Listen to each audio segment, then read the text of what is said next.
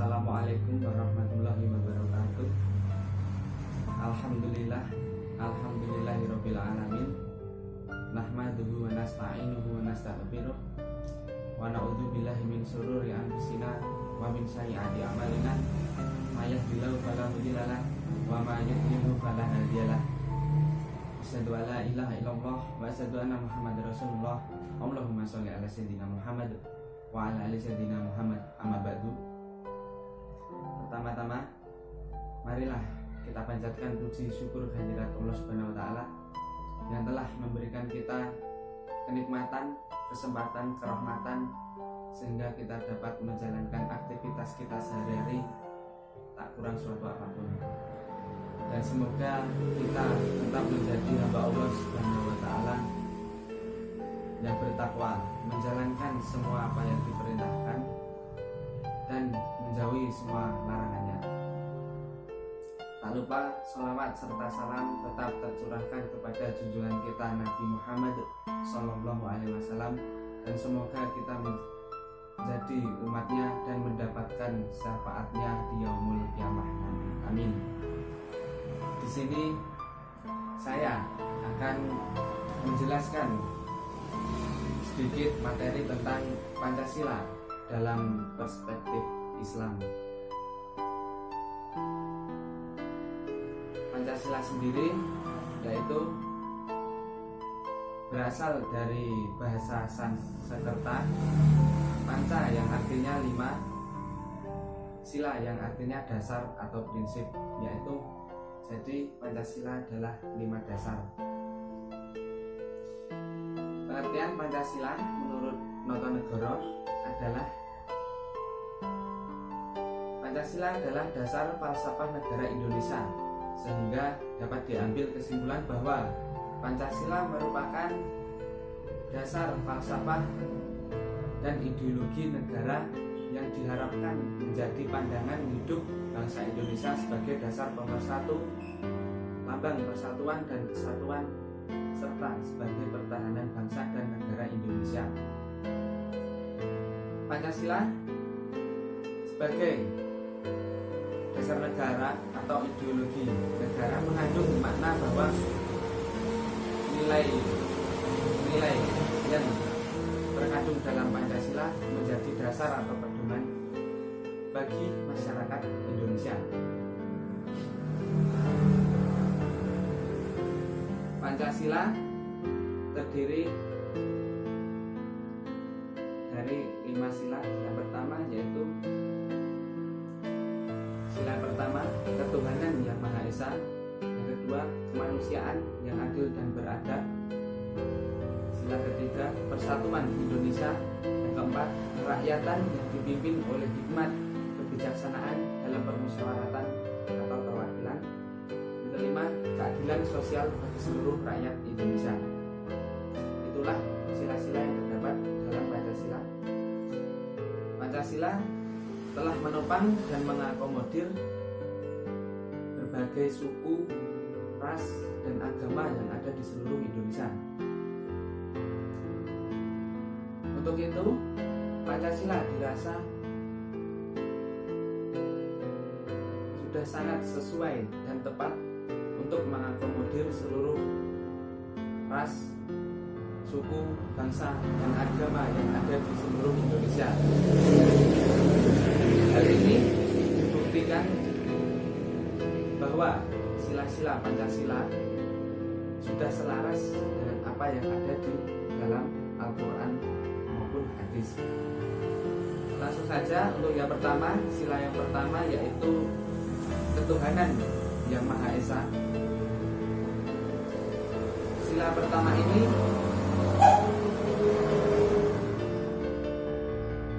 memang diakui baik secara langsung maupun tidak langsung adalah cerminan dari ajaran agama Islam. Tuhan dalam agama Islam adalah Esa, yaitu satu, tunggal, tidak ada yang menandingi atau menyekutukannya. Ketuhanan yang Maha Esa mengandung arti bahwa meskipun Indonesia bukan negara agama, tetapi ini agama merupakan nilai luhur yang dijunjung tinggi dalam penyelenggaraan negara. Keselarasan sila pertama Pancasila dengan syariat Islam terlihat dalam Al-Quran yang mengajarkan kepada umatnya untuk selalu mengesahkan Tuhan. Hal ini selaras dengan Al-Quran surat Al-Ikhlas ayat 1. A'udzubillahi minasyaitonirrajim. Bismillahirrahmanirrahim. Qul huwallahu ahad, yang artinya dialah Allah yang Maha Esa. Jadi Allah itu tunggal, Allah itu satu, tidak ada yang menyekutukannya atau menandinginya. Abu Hurairah radhiyallahu anhu menafsirkan ayat tersebut bahwa yang tidak membutuhkan apapun dan siapapun, namun dibutuhkan oleh semuanya, yaitu Allah Subhanahu wa Ta'ala.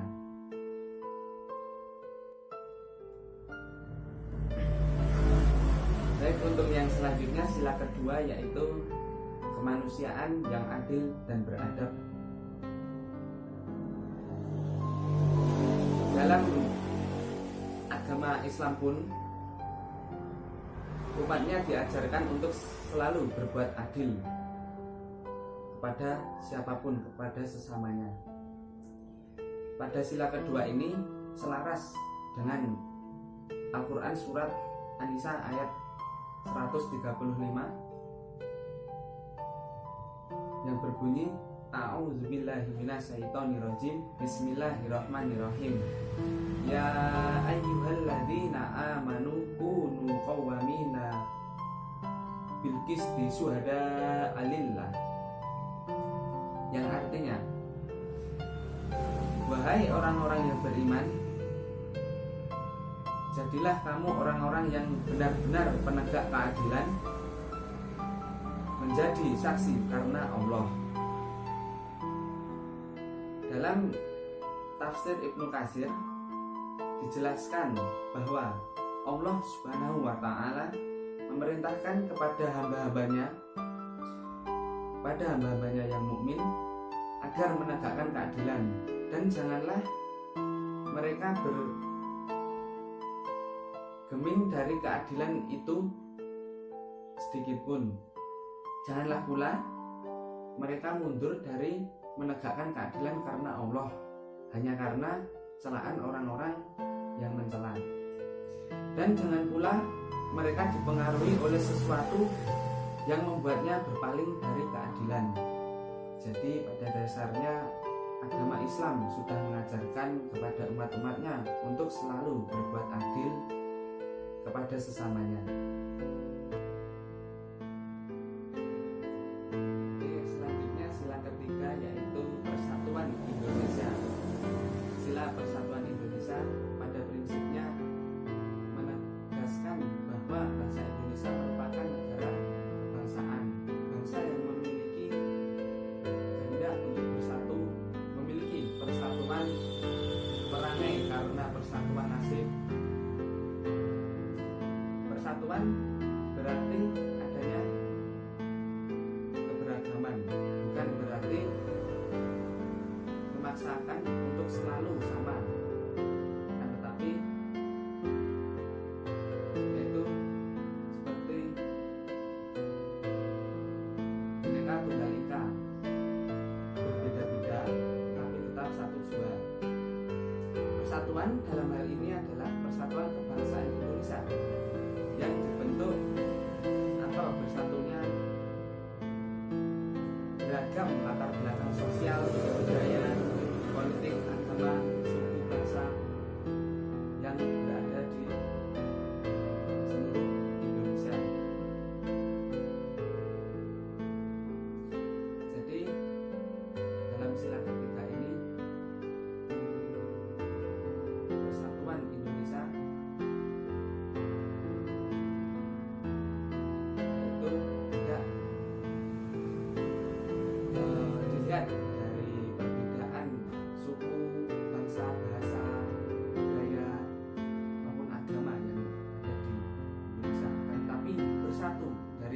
perbedaan itu kita menjadi satu, yaitu Bhinneka Tunggal Ika. Hal ini pada sila ketiga ini Persatuan Indonesia selaras dengan apa yang ada di dalam Al-Quran, yaitu surat Al-Hujurat ayat 13 yang berbunyi A'udzubillahi minasyaitonirrajim Bismillahirrahmanirrahim Ya ayyuhan nasu inna khalaqnakum min dzakarin wa unsa wa ja'alnakum syu'uban wa qabaila lita'arafu inna akramakum indallahi atqakum innallaha alimun khabir.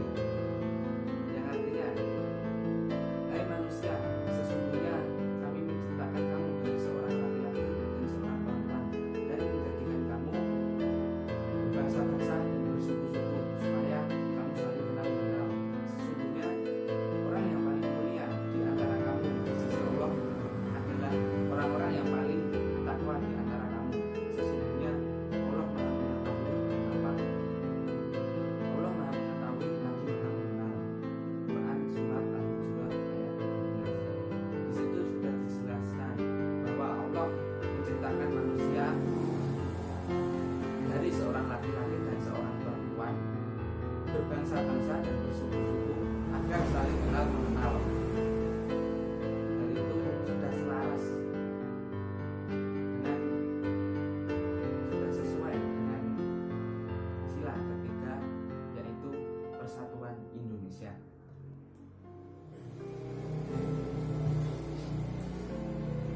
Baik, yang selanjutnya yaitu sila keempat. Sila keempat, kerakyatan yang dipimpin oleh hikmat kebijaksanaan dalam permusyawaratan atau perwakilan. Pada sila keempat ini prinsipnya menegaskan bahwa bangsa Indonesia akan terus memelihara dan mengembangkan semangat bermusyawarah untuk mencapai mufakat dalam perwakilan. Bangsa Indonesia senantiasa menjaga dan memelihara asas demokrasi dalam mengembangkan kearifan dan kebijaksanaan dalam bermusyawarah. Musyawarah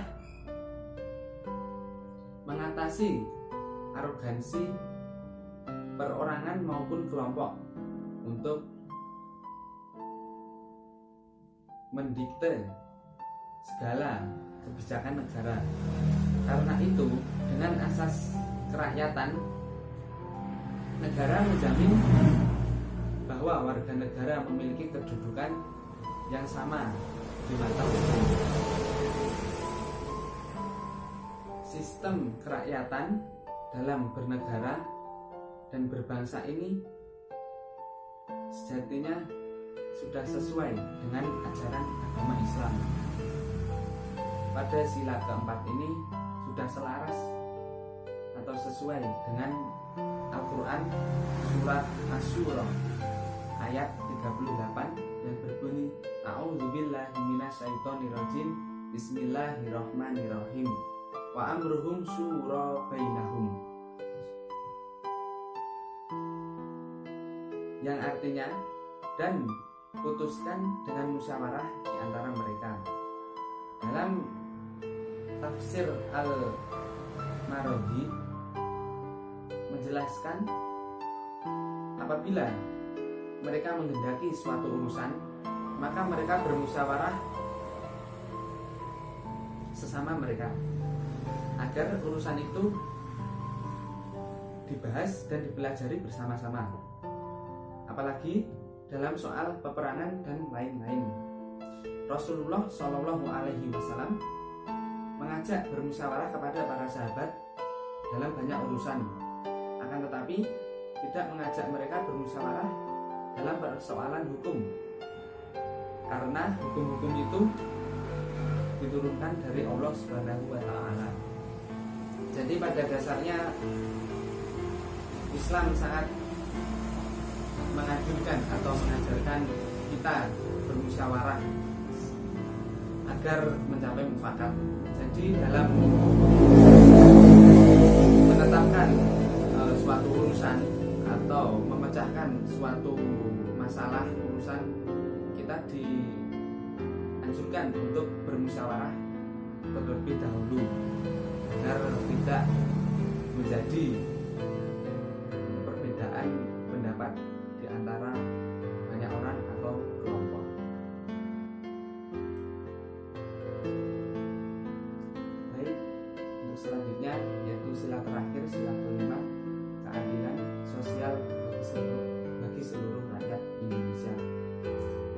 pada sila kelima ini mengandung arti bahwa nilai keadilan yang harus terwujud dalam kehidupan dengan didasari atau dijiwai oleh hakikat keadilan kemanusiaan, yaitu keadilan dalam hubungan manusia secara individu, manusia dengan masyarakat, dengan negara, bangsa, serta hubungan manusia dengan Tuhan Yang Maha Esa. Pada dasarnya Islam sudah mengajarkan kepada umatnya untuk selalu berlaku adil. Dalam hal ini seharusnya keadilan dari pemerintah kepada masyarakat agar terwujud kesejahteraan bagi seluruh masyarakat Indonesia. Karena hal ini selaras dengan Al-Quran surat An-Nahl ayat 90 yang berbunyi A'udzubillahi minasyaitonirrajim Bismillahirrahmanirrahim. Innallaha ya'muru bil adli wal ihsan, yang artinya sesungguhnya Allah menyuruhmu berlaku adil dan berbuat kebaikan. Sudah sangat jelas bahwa Allah menyuruh pada umatnya untuk selalu berbuat adil dan berbuat kebaikan. Mungkin itu sedikit materi dari saya. Banyak kesalahan saya, mohon maaf yang sebesar-besarnya. Wallahul muwaffiq ila aqwamit thoriq. Wassalamualaikum warahmatullahi wabarakatuh.